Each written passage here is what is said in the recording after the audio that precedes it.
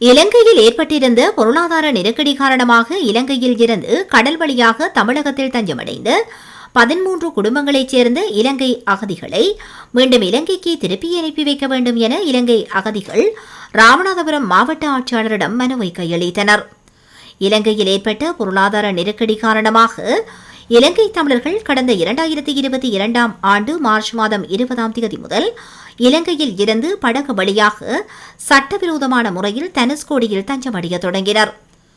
இதுவரை 309 இலங்கை தமிழர்கள் தனுஷ்கோடியில் கடல் வழியாக அகதிகளாக தஞ்சமடைந்து மண்டபம் ஈழத்தமிழர் மறுவாழ்வு முகாமில் தங்க வைக்கப்பட்டுள்ளனர். இதில் பொருளாதார நெருக்கடி காரணமாக தஞ்சமடைந்த இலங்கை தமிழர்களை அகதிகளாக இந்திய அரசு இதுவரை பதிவு செய்யாத காரணத்தினால் இவர்களுக்கு இந்திய அரசால் வழங்கப்படும் எந்தவிதமான நிவாரணமும் கிடைக்கவில்லை என தெரிவித்துள்ளனர்.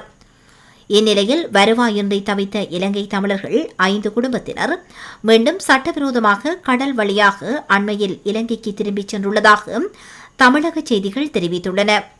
மேலும் அகதிகளாக பதிவு செய்யாமல் உள்ள இலங்கை தமிழர்கள் 13 குடும்பத்தினரை படகு மூலம் அல்லது விமானம் மூலம் மீண்டும் இலங்கைக்கு திருப்பி அனுப்பி வைக்குமாறு இன்றைய தினம் திங்கட்கிழமை மாவட்ட ஆட்சியாளரை சந்தித்து பாதிக்கப்பட்ட இலங்கை அகதிகள் மனு ஒன்றை கையளித்துள்ளனர்.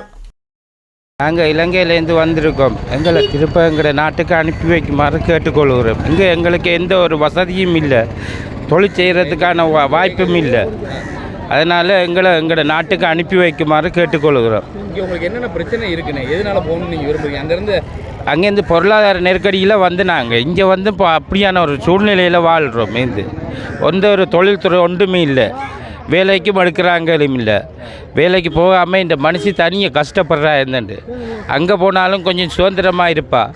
ஏண்டா எங்களோட சகோதரங்கள் எங்களுக்கு உதவி செய்வாங்க. அந்த ஒரு சூழ்நிலையில் நாங்கள் இங்கே வந்து இப்போ எங்களை நாட்டுக்கு அனுப்பி வைக்குமாறு கேட்டுக்கொள்கிறோம்.